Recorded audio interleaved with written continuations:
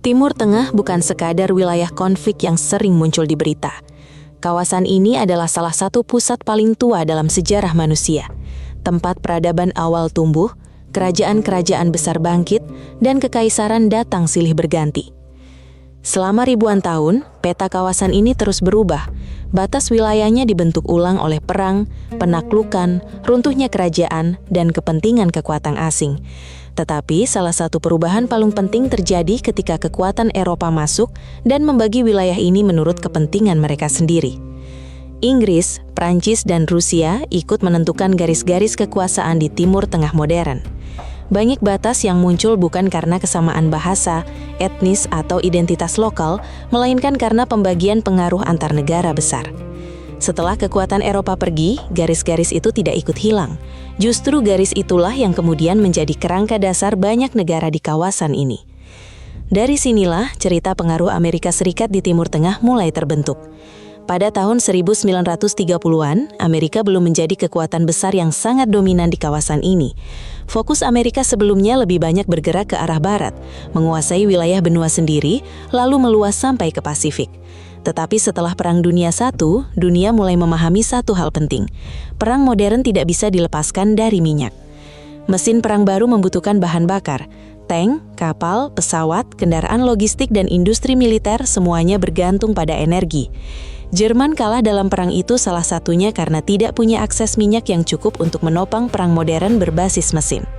Dari sini, negara besar mulai melihat minyak bukan sekadar komoditas ekonomi, tetapi sumber kekuatan strategis. Amerika pun mulai melihat ke arah Timur Tengah. Awalnya bukan lewat invasi besar, bukan juga lewat pangkalan militer raksasa. Kehadiran Amerika dimulai dari satu titik kecil di Gurun Arab. Sebuah perusahaan dari California ingin mencari minyak di wilayah yang sangat jauh dari San Francisco, di tengah gurun luas yang saat itu belum pasti menyimpan cadangan minyak.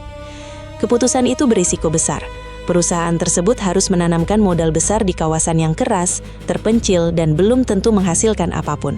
Selain itu, wilayah itu berada di bawah Kerajaan Arab Saudi, sebuah kerajaan religius yang sangat ketat, rumah bagi Mekah dan Madinah, dua tempat paling suci dalam Islam. Bagi Kerajaan Saudi, menerima orang Barat non-Muslim bukan perkara kecil. Banyak hal yang dibawa orang Amerika bertentangan dengan aturan sosial dan agama di sana. Tetapi Raja Saudi akhirnya memberi izin kepada perusahaan itu untuk mengeksplorasi wilayah gurun yang sangat luas. Setelah beberapa tahun pencarian, taruhan itu berhasil. Pada tanggal 3 bulan Maret tahun 1938, minyak ditemukan di kawasan pesisir gurun Saudi. Secara ekonomi, penemuan ini seperti menemukan emas, tetapi secara geopolitik, nilainya jauh lebih besar. Minyak itu membuka pintu bagi kehadiran Amerika di jantung dunia Arab. Sepanjang tahun 1930-an dan tahun 1940-an, para eksekutif minyak, pekerja, teknisi, dan keluarga Amerika mulai berdatangan. Mereka membangun permukiman kecil di sekitar wilayah operasi minyak. Di dalam kompleks itu, kehidupan mereka sangat berbeda dari masyarakat Saudi di sekitarnya. Ada rumah berpendingin udara, rumah sakit, bioskop luar ruangan, perempuan mengemudi, dan konsumsi alkohol. Bagi banyak warga Saudi, ini terasa seperti dunia asing yang ditanam di tanah mereka sendiri.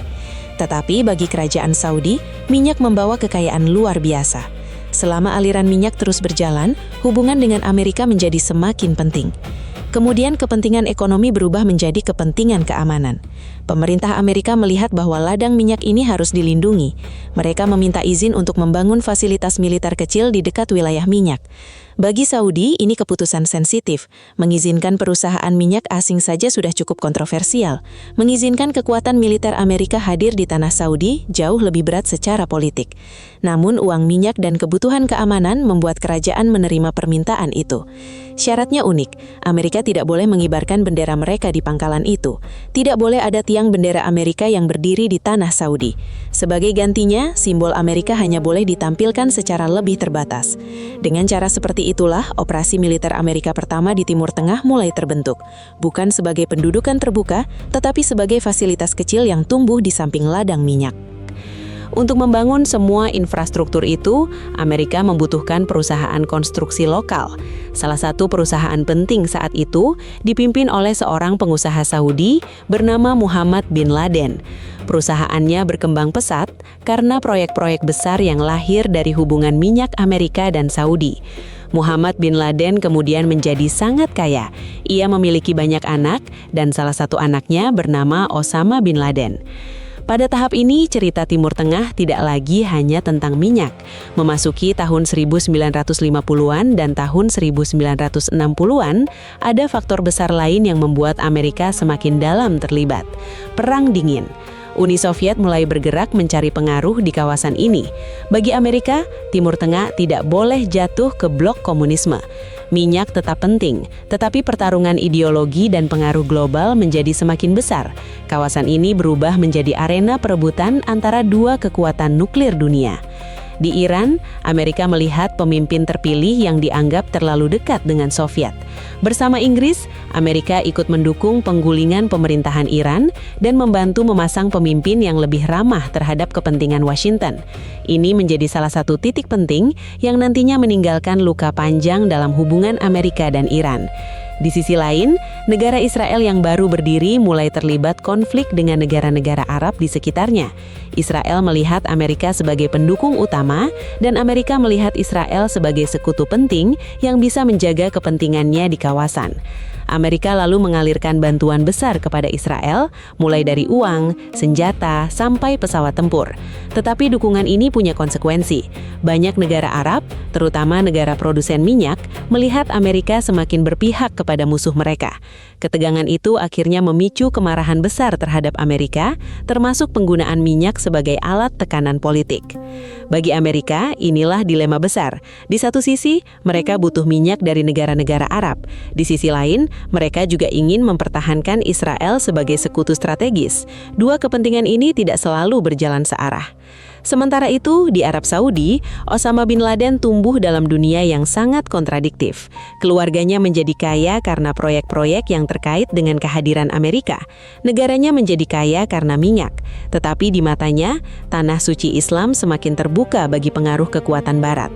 Baginya, ini bukan sekedar persoalan ekonomi, ini persoalan identitas, agama, dan kekuasaan asing.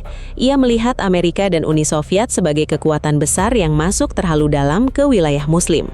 Lalu datang Perang Afghanistan. Uni Soviet menginvasi Afghanistan, dan Osama bin Laden pergi ke sana untuk bergabung dengan para pejuang yang melawan Soviet. Ia datang dengan uang, jaringan, pengalaman keluarga dalam konstruksi dan logistik, serta keyakinan kuat bahwa kekuatan asing harus dilawan. Para pejuang Afghanistan menjalani perang panjang dan brutal melawan Soviet. Perang berlangsung sekitar 10 tahun. Pada akhirnya, Soviet mundur.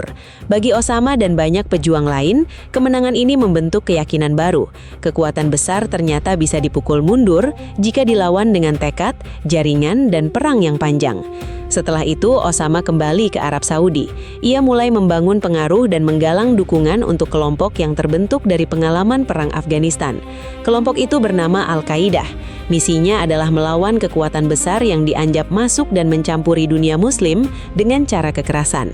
Bagi kerajaan Saudi, ini menjadi masalah. Mereka punya hubungan strategis dengan Amerika. Amerika membeli minyak, menjual senjata, dan membantu menjaga keamanan kerajaan. Sementara Osama semakin keras menyerang hubungan itu. Ketegangan ini meledak ketika Saddam Hussein, pemimpin Irak, menginvasi Kuwait. Irak saat itu memiliki pasukan besar, bahkan disebut sebagai salah satu militer terbesar di dunia. Saddam juga memanfaatkan kekayaan minyak untuk membangun kekuatan militer dan simbol kekuasaan di dalam negeri. Ketika Kuwait diserbu, Arab Saudi merasa terancam. Jika Kuwait bisa jatuh, apa yang bisa mencegah Irak bergerak lebih jauh ke wilayah Saudi? Osama menawarkan diri. Ia ingin membawa para pejuangnya untuk mempertahankan kerajaan dari Saddam Hussein.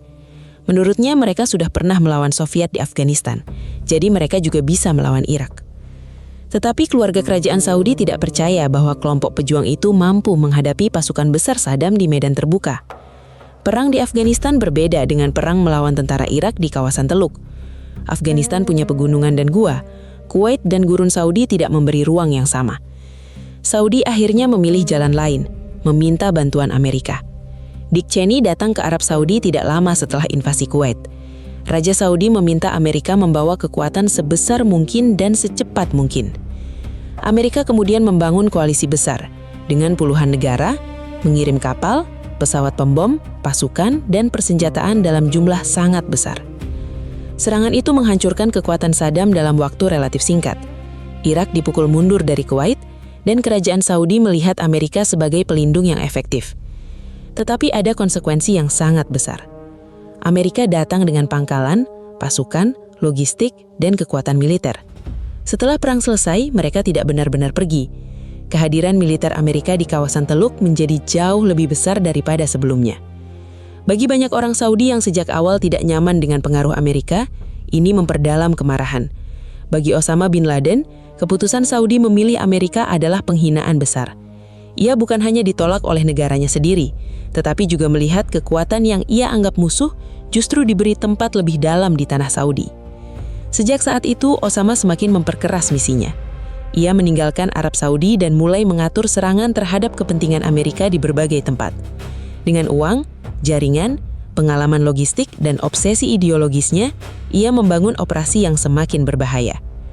Pada akhir tahun 1990-an, ia mulai merancang serangan yang kelak mengubah dunia.